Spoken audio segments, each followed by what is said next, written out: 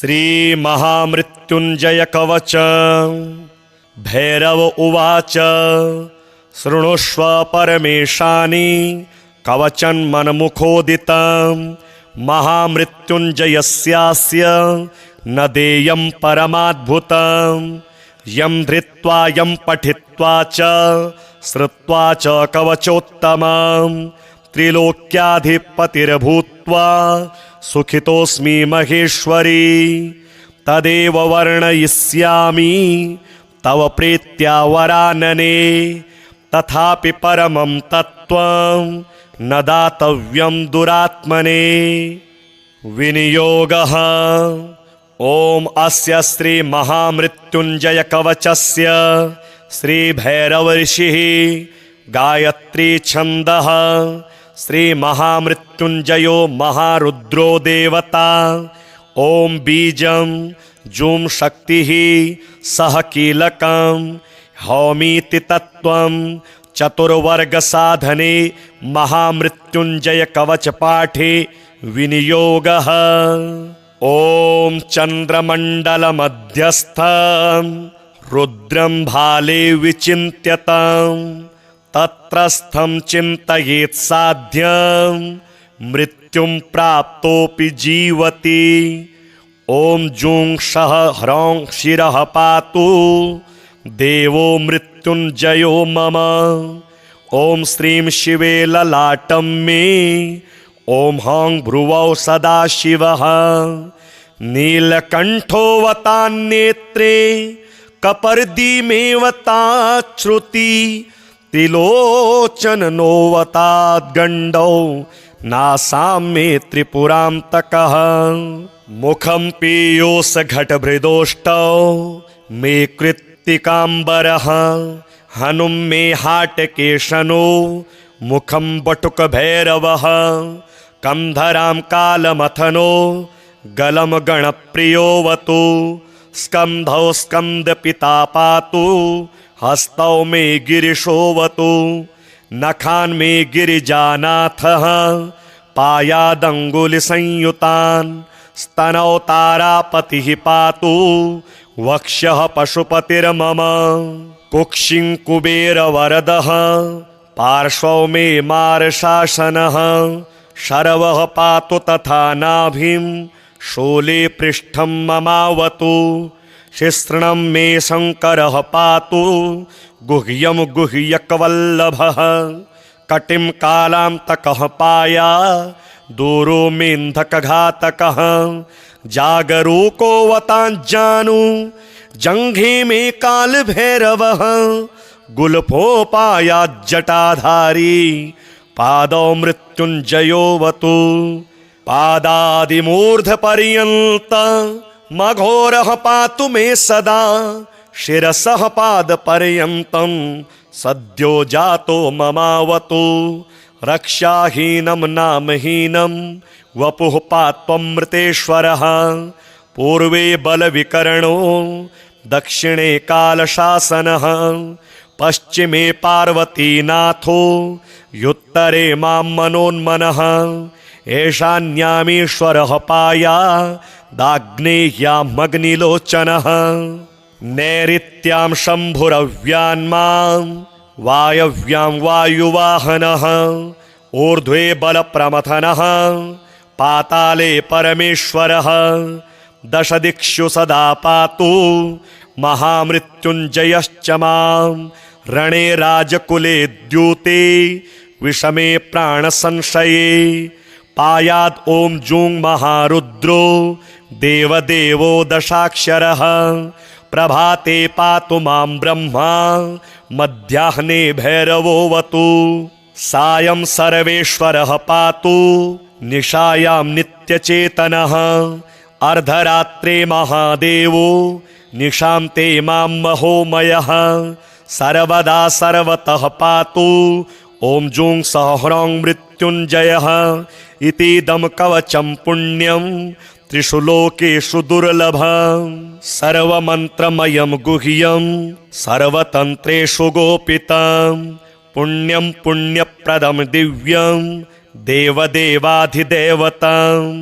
य इदं च पठेन्मन्त्री कवचं वार्चयेत्ततः तस्य हस्ते महादेवी त्र्यम्बकस्याष्टसिद्धयः रणे धृत्वा चरेद्युद्धं हत्वा शत्रूञ्जयं लभेत् जयं कृत्वा गृहं देवी सम्प्राप्स्यति सुखी पुनः।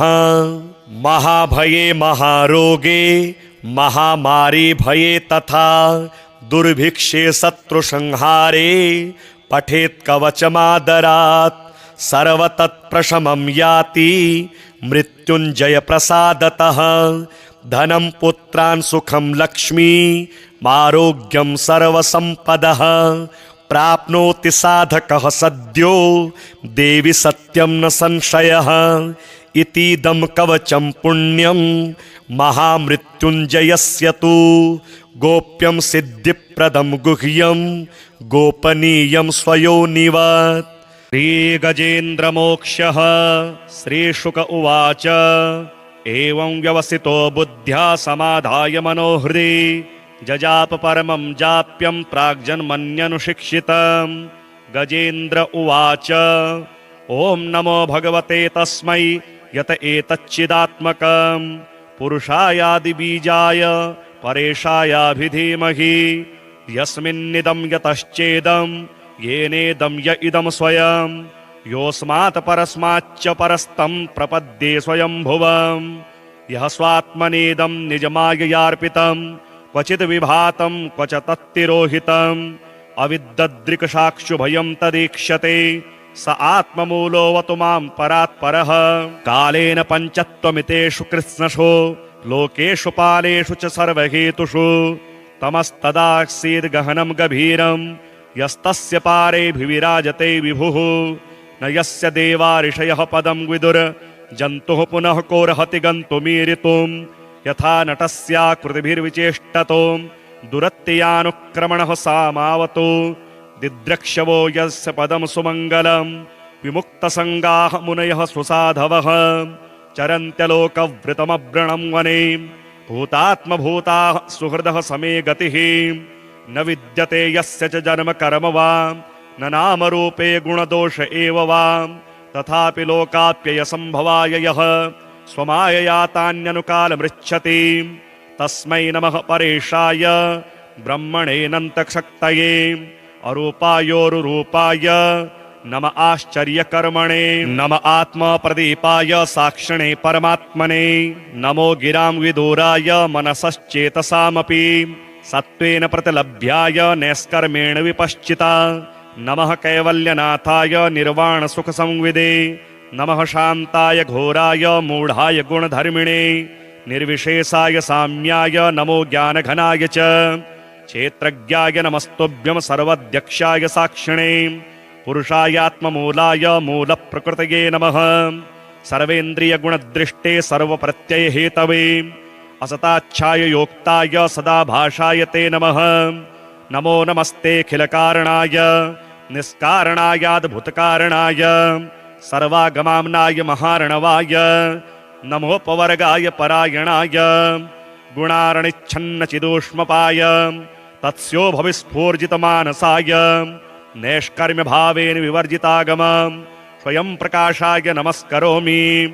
मादृक्प्रपन्नपशुपाशविमोक्षणाय मुक्ताय पूरिकरुणाय नमो लयाय स्वांशेन सर्वतनुबृन्मनसि प्रतीत प्रत्यग्दृशे भगवते बृहते नमस्ते आत्मात्मजाप्तगृहवित्तजनेषु शक्तेर्दुष्प्रापणाय गुणसङ्गविवर्जिताय मुक्तात्मभिः स्वहृदये परिभाविताय ज्ञानात्मने भगवते नम ईश्वराय यमधर्मकामार्थविमुक्तिकामा भजन्त इष्टां गतिमाप्नुवन्ति किं त्वा शिशोरात्यपि देहमव्ययं करोतु मे दद्हृदयो विमोक्षणम् एकान्तिनो यस्य न कञ्चनार्थं वाञ्छन्ति ये वै भगवत्प्रपन्नाः अत्यद्भुतं तच्चरितं सुमङ्गलं गायन्त आनन्दसमुद्रमग्नाः तमक्षर ब्रह्म परं परेशमव्यक्तमाध्यात्मिकयोगगम्यम् अतीन्द्रियं सूक्ष्ममिवातिदूर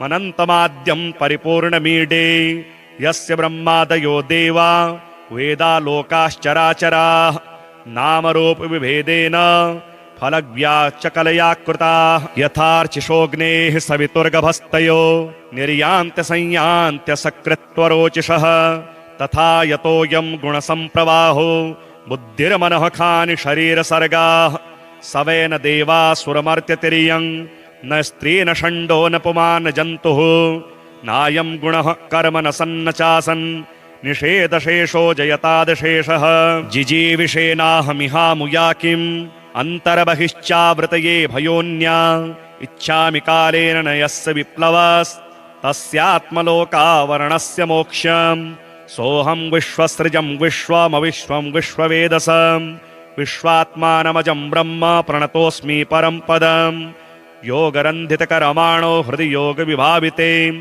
योगिनो यं प्रपश्यन्ति योगेशं तं नतोऽस्म्यहम् नमो नमस्तुभ्यमसह्य वेग शक्तित्रयायाखिलधिगुणाय प्रपन्नपालाय दुरन्तशक्तये कदिन्द्रियाणामनवाप्यवर्त्मने नायं वेद स्वमात्मानं यच्छक्त्याहं धिया हतं तं दुरत्ययमाहात्म्यं भगवन्तमितोऽस्म्यहम् श्रीशुक उवाच एवं गजेन्द्रमुपवर्णितनिर्विशेषं ब्रह्मादयो विविधलिङ्गविधाभिमानाः नेते यदोपसस्त्रिनिर्खिलात्मकत्वात् तत्राखिलामरमयो हरिराविरासीत् तं तद्वर्तमुपलभ्य जगन्निवासः स्तोत्रं निशम्य दिविजयः सहसस्तुवद्भिः छन्दोमयेन गरुडेन समुह्यमानश्चक्रायुधोऽभ्यगमदाशु यतो गजेन्द्रः सोऽन्तः सरस्युरुबलेन गृहीत आर्तो दृष्ट्वा गरुत्मतिहरिं ख उपात्तचक्रम् उत्सिप्य शाम्बुजकरं गिरमाह कृच्छान् नारायणाखिल गुरो भगवन्नमस्ते तमवीक्ष्य पीडितमजः सहसावतीर्य सग्राहमाशु शरसः कृपयोज्जहार ग्राहाद्विपाटितमुखादरिणा गजेन्द्रम् सम्पश्यतां हरिरमोमुच दुस्त्रियाणां स्वधा स्तोत्रम् ब्रह्मोवाच स्वधोच्चारणमात्रेण तीर्थस्नागे भवेन्नरः मुच्यते सर्वपापेभ्यो वाजपेयफलं लभेत् स्वधा स्वधा स्वधोत्येवं यदि वारत्रयं स्मरेत् श्राद्धस्य फलमाप्नोति कालतर्पणयोस्तथा श्राद्धकाले स्वधा स्तोत्रं यः शृणोति समाहितः लभेच्छाद्दशतानां च पुण्यमेव न संशयः स्वधा स्वधा स्वधोत्येवं त्रिसन्ध्यं यः पठेन्नरः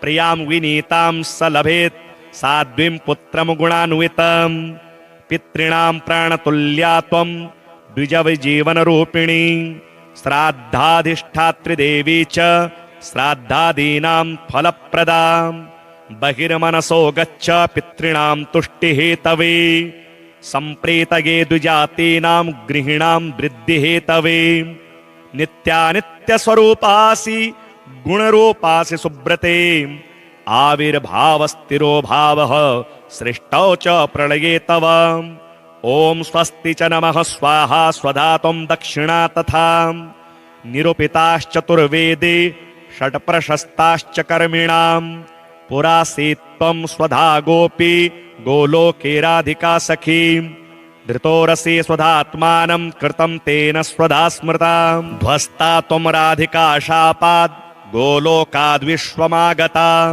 कृष्णाश्लिष्टा तया दृष्टा पुरा वृन्दावने वने कृष्णालिङ्गन पुण्येन भूता मे मानसी सुता अतृप्तसुरते तेन चतुर्णां स्वामिनां प्रिया स्वाहा सा सुन्दरी गोपी पुरासीद्राधिका सखी रतौ स्वयं कृष्णमाह तेन स्वाहा प्रकीर्तिता कृष्णेन सार्धं सुचिरं वसन्ते रासमण्डले प्रमत्ता सुरते श्लिष्टा दृष्टा साराधया पुरा तस्याः शापेन सा ध्वस्ता गोलोकाद्विश्वमागता कृष्णालिङ्गपुण्येन समभूद्वहनिकामिनी पवित्ररूपा परमा देवाद्यैर्वन्दिता नृभिः यन्नामोच्चारणेनैव नरो मुच्येत पातकात् या सुशीलाभिधा गोपी पुरासीद्राधिका सखी उवास दक्षिणे क्रोडे कृष्णस्य च महात्मनः प्रध्वस्ता सा च तच्चापाद् गोलोकाद्विश्वमागताम् कृष्णालिङ्गपुण्येन सा बभूव च दक्षिणाम् सा प्रेयसितरौ दक्ष्या प्रशस्ता सर्वकर्मसु उवास दक्षिणे भर्तर दक्षिणा तेन कीर्तिताम् गोप्यो बभूवस्तिस्रो वैश्वधा स्वाहा च दक्षिणाम् कर्मिणाम् कर्म पूर्णार्थम् पुरा चैवेश्वरेच्छयाम् इत्येवमुक्त्वा स ब्रह्मा ब्रह्मलोके च संसदि तस्थौ स सहसा सद्यः स्वधा साविर्बभूवः तदा पितृभ्यः प्रददौ तामेव कमलाननाम् तां सम्प्राप्य यस्ते स पितरश्च प्रहर्षिताः स्वधा स्तोत्रमिदं पुण्यं यः शृणोति समाहितः स स्नातः सर्वतीर्थेषु वेदपाठफलं लभेत्। पितृस्तोत्रम् जाबालिरुवाच गुरून् वद महाभाग वेदव्यास जगद्गुरो गुरूणां तारतम्यं च कस्मात् किं फलमुच्यते।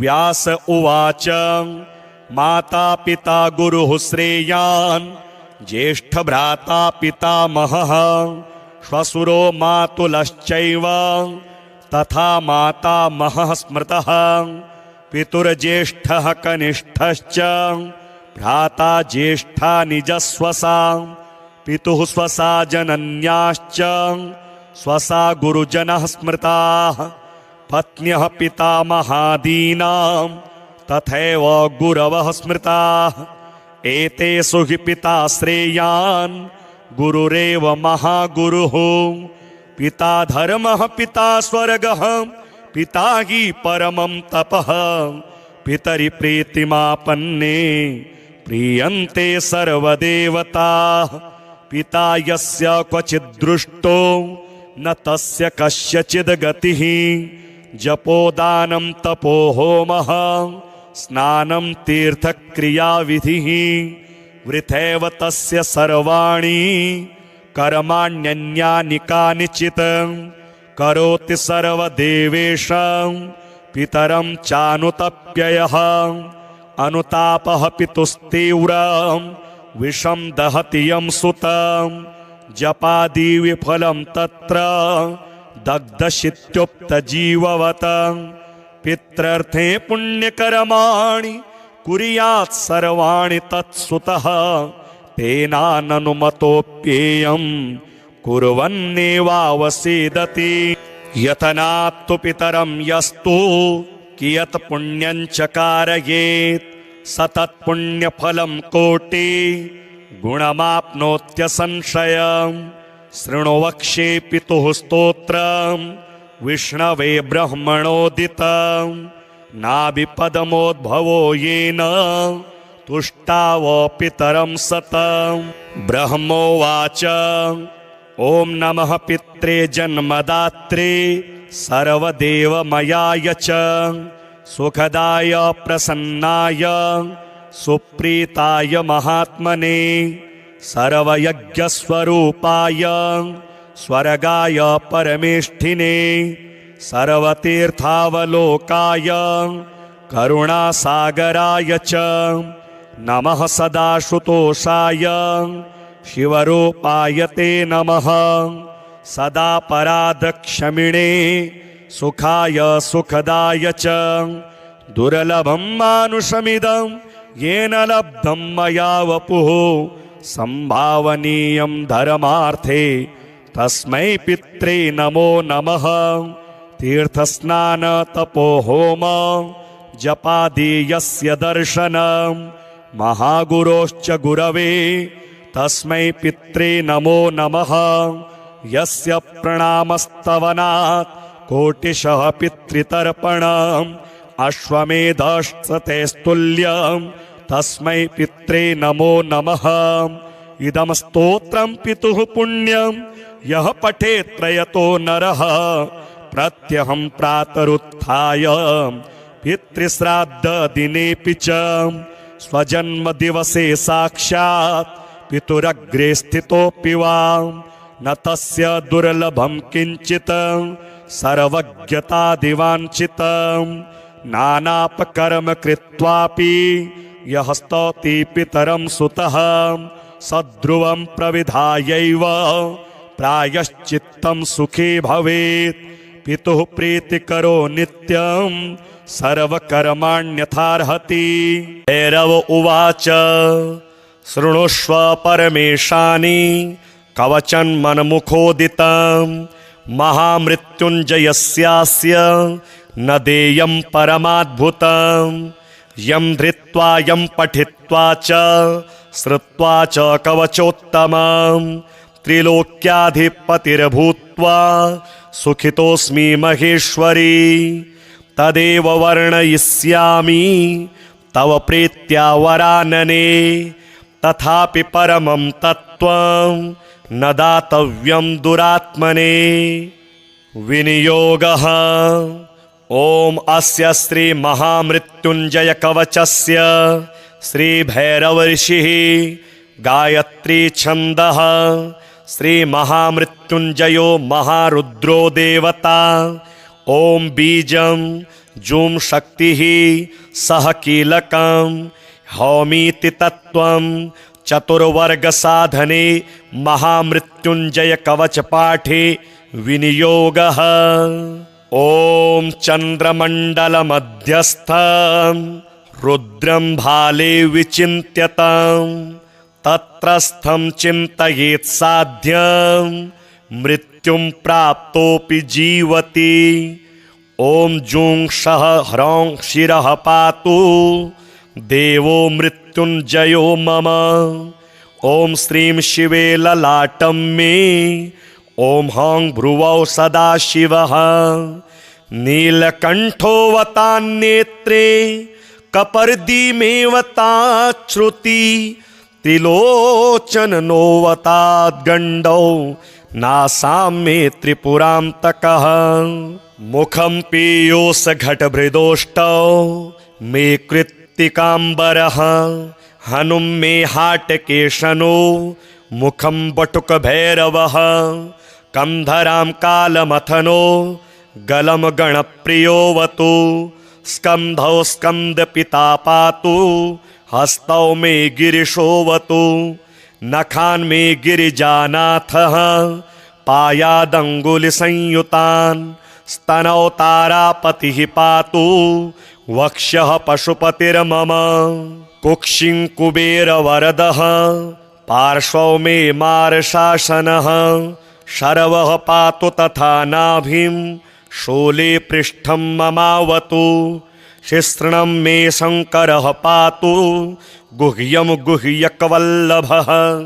कटिं कालान्तकः पाया दूरो मेन्धकघातकः। जागरूकोऽवताञ्जानु जङ्घे मे कालभैरवः। गुल्फोपायाज्जटाधारी पादौ मृत्युञ्जयोऽवतु। पादादिमूर्धपर्यन्त मघोरः पातु मे सदा। शिरसः पादपर्यन्तं सद्यो जातो ममावतु। रक्षाहीनं नामहीनं वपुः पात्वमृतेश्वरः। पूर्वे बलविकरणो दक्षिणे कालशासनः। पश्चिमे पार्वतीनाथो युत्तरे मां मनोन्मनः। ईशान्यामीश्वरः पाया दाग्नेय्यामग्निलोचनः। नैऋत्यां शम्भुरव्यान्मां वायव्यां वायुवाहनः। ऊर्ध्वे बलप्रमथनः पाताले परमेश्वरः। दशदिक्षु सदा पातु महामृत्युञ्जयश्च मां। रणे राजकुले द्यूते विषमे प्राणसंशये। पायाद् ॐ जूं महारुद्रो देवदेवो दशाक्षरः। प्रभाते पातु मां ब्रह्मा मध्याह्ने भैरवोऽवतु। सायं सर्वेश्वरः पातु निशायां नित्यचेतनः। अर्धरात्रे महादेवो निशान्ते मां महोमयः। सर्वदा सर्वतः पातु ॐ जूं सहस्रं मृत्युञ्जयः। इतीदं कवचं पुण्यं त्रिषु लोकेषु दुर्लभम्। सर्वमन्त्रमयं गुह्यं सर्वतन्त्रेषु गोपितं पुण्यं पुण्यप्रदं दिव्यं देवदेवाधिदेवतं य इदं च पठेन्मन्त्री कवचं वार्चयेत्ततः तस्य हस्ते महादेवी त्र्यम्बकस्याष्टसिद्धयः रणे धृत्वा चरेद्युद्धं हत्वा शत्रूञ्जयं लभेत् जयं कृत्वा गृहं देवी सम्प्राप्स्यति सुखी पुनः। महाभये महारोगे महामारी भये तथा दुर्भिक्षे शत्रुसंहारे पठेत् कवचमादरात् सर्वतत्प्रशमं याति मृत्युञ्जय प्रसादतः धनं पुत्रान् सुखं लक्ष्मी आरोग्यं सर्वसम्पदः प्राप्नोति साधकः सद्यो देवि सत्यं न संशयः इतीदं कवचं पुण्यं महामृत्युञ्जयस्य तु गोप्यं सिद्धिप्रदं गुह्यं गोपनीयं स्वयोनिवत्। श्रीगजेन्द्रमोक्षः श्रीशुक उवाच एवं व्यवसितो बुद्ध्या समाधाय मनोहृदि जजाप परमं जाप्यं प्राग्जन्मन्यनुशिक्षितं। गजेन्द्र उवाच ॐ नमो भगवते तस्मै यत एतच्चिदात्मकं पुरुषायादिबीजाय परेशायाभिधीमहि यस्मिन्निदं यतश्चेदं येनेदं य इदं स्वयं योऽस्मात् परस्माच्च परस्तं प्रपद्ये स्वयंभुवं यः स्वात्मनेदं निजमाययार्पितं क्वचित् विभातं क्वच तत्तिरोहितं अविद्ददृक्साक्षुभयं तदीक्ष्यते स आत्ममूलोऽवतु मां परात्परः।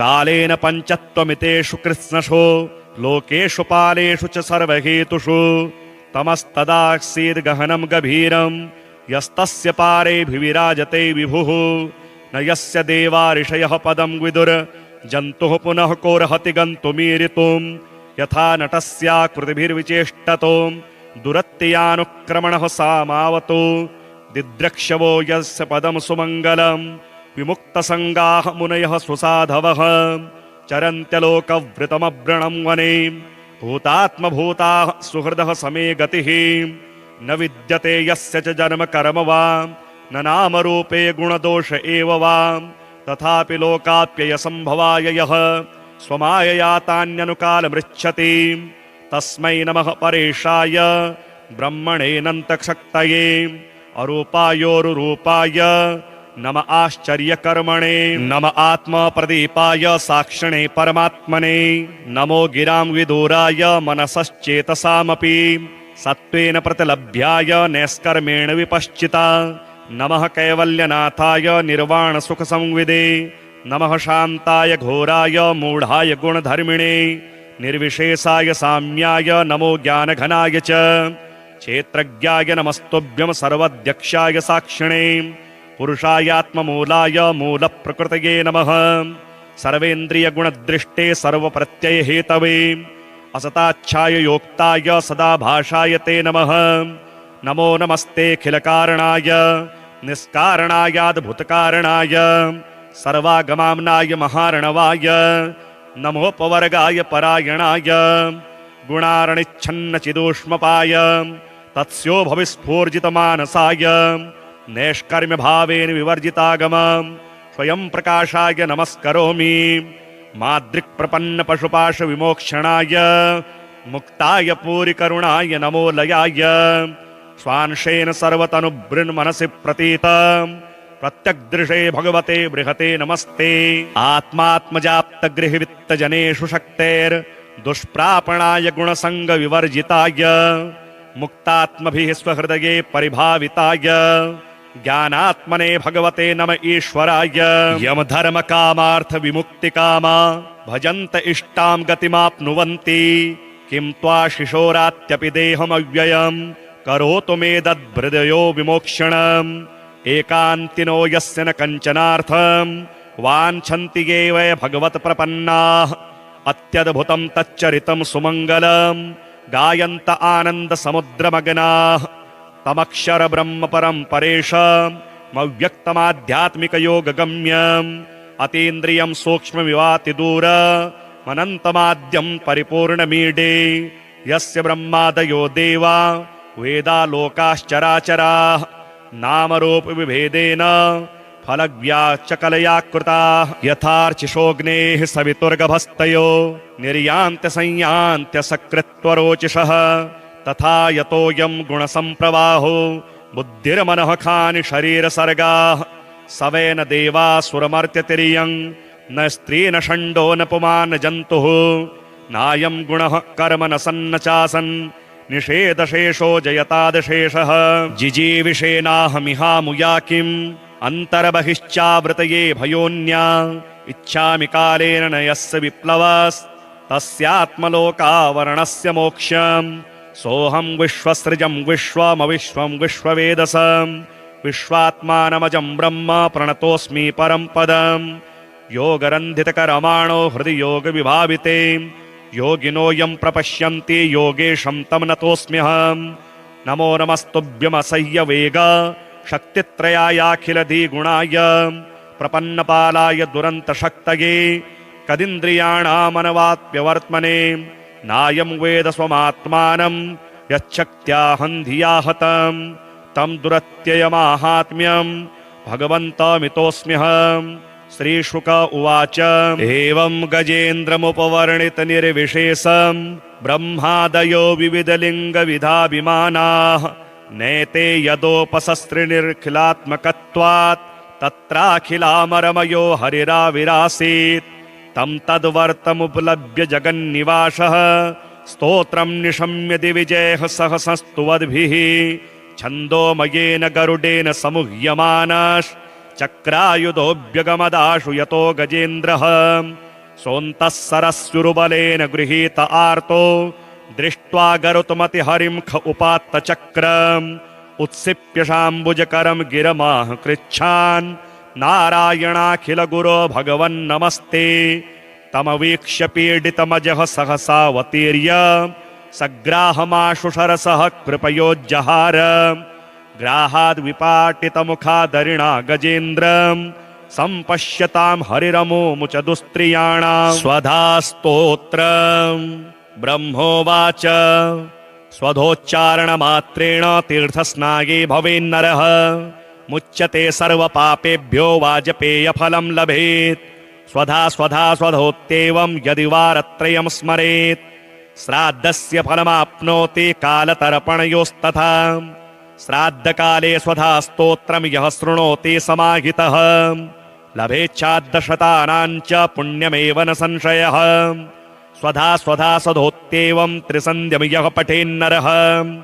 प्रियां विनीतां स लभेत् साध्वीं पुत्रं गुणान्वितं पितॄणां प्राणतुल्या त्वं द्विजविजीवनरूपिणी श्राद्धाधिष्ठात्रिदेवी च श्राद्धादीनां फलप्रदां बहिर्मनसो गच्छ पितॄणां तुष्टिहेतवे सम्प्रीतये द्विजातीनां गृहिणां वृद्धिहेतवे नित्यानित्यस्वरूपासि गुणरूपासि सुब्रते आविर्भावस्थिरो भावः सृष्टौ च प्रलये तव ॐ स्वस्ति च नमः स्वाहा स्वधा त्वं दक्षिणा तथा निरूपिताश्चतुर्वेदे षट्प्रशस्ताश्च कर्मिणां पुरासीत्त्वं स्वधा गोपी गोलोके राधिका सखी धृतोरसि स्वधात्मानं कृतं तेन स्वधा स्मृता ध्वस्ता त्वं राधिका शापात् गोलोकाद्विश्वमागता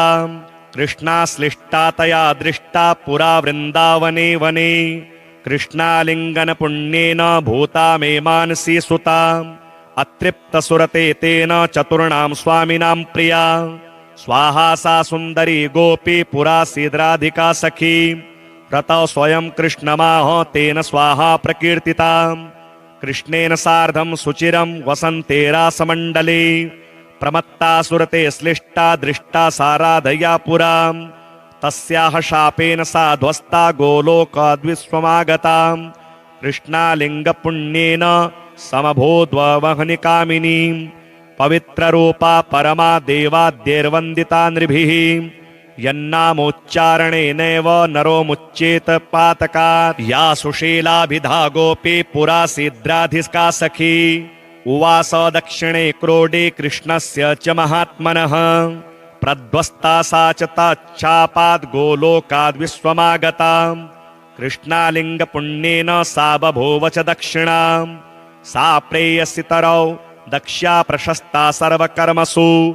उवास दक्षिणे भरतर दक्षिणा तेन कीर्तिता।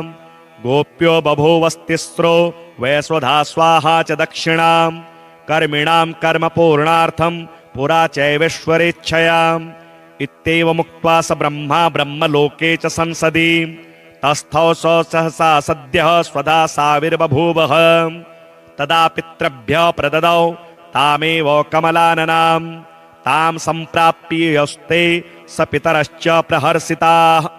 स्वधा स्तोत्रमिदं पुण्यं यः शृणोति समाहितः स स्नातः सर्वतीर्थेषु वेदपाठफलं लभेत्। पितृस्तोत्रम्। जाबालिरुवाच गुरून् वद महाभाग वेदव्यास जगद्गुरो। गुरूणां तारतम्यं च कस्मात् किं फलमुच्यते। व्यास उवाच माता पिता गुरुः श्रेयान् ज्येष्ठभ्राता पितामहः। श्वशुरो मातुलश्चैव तथा मातामहः स्मृतः। पितुर्ज्येष्ठः कनिष्ठश्च भ्राता ज्येष्ठा निजस्वसा। पितुः स्वसा जनन्याश्च स्वसा गुरुजनः स्मृताः। पत्न्यः पितामहादीनां तथैव गुरवः स्मृताः। एतेषु हि पिता श्रेयान् गुरुरेव महागुरुः। पिता धर्मः पिता स्वर्गः पिता हि परमं तपः। पितरि प्रीतिमापन्ने प्रीयन्ते सर्वदेवताः। पिता यस्य क्वचिद्दृष्टो न तस्य कस्यचिद् गतिः। जपोदानं तपो होमः स्नानं तीर्थक्रियाविधिः। वृथैव तस्य सर्वाणि कर्माण्यन्यानि कानिचित्। करोति सर्वदेवेषां पितरं चानुतप्ययः।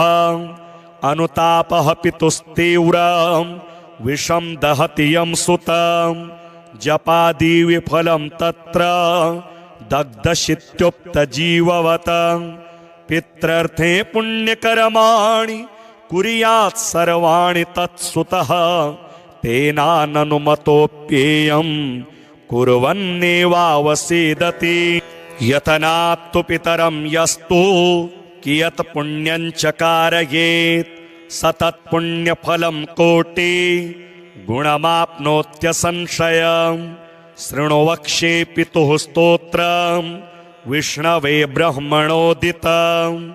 नाभिपदमोद्भवो येन तुष्टाव पितरं सतं। ब्रह्मोवाच ॐ नमः पित्रे जन्मदात्रे सर्वदेवमयाय च। सुखदाय प्रसन्नाय सुप्रीताय महात्मने। सर्वयज्ञस्वरूपाय स्वर्गाय परमेष्ठिने। सर्वतीर्थावलोकाय करुणासागराय च। नमः सदाशुतोषाय शिवरूपाय ते नमः। सदा परादक्षमिणे सुखाय सुखदाय च। दुर्लभं मानुषमिदं येन लब्धं मया वपुः। संभावनीयं धर्मार्थे तस्मै पित्रे नमो नमः। तीर्थस्नान तपो होम जपादि यस्य दर्शनं। महागुरोश्च गुरवे तस्मै पित्रे नमो नमः। यस्य प्रणामस्तवनात् कोटिशः पितृतर्पणम्। अश्वमेधस्तुल्यं तस्मै पित्रे नमो नमः। इदं स्तोत्रं पितुः पुण्यं यः पठेत् प्रयतो नरः। प्रत्यहं प्रातरुत्थाय पितृश्राद्ध दिनेऽपि च स्वजन्मदिवसे साक्षात् पितुरग्रे स्थितोऽपि वा न तस्य दुर्लभं किञ्चित् सर्वज्ञतादिवाञ्छितं नानापकर्म कृत्वापि यः स्तौति पितरं सुतः सद्ध्रुवं प्रविधायैव प्रायश्चित्तं सुखी भवेत्। पितुः प्रीतिकरो नित्यं सर्वकर्माण्यथार्हति।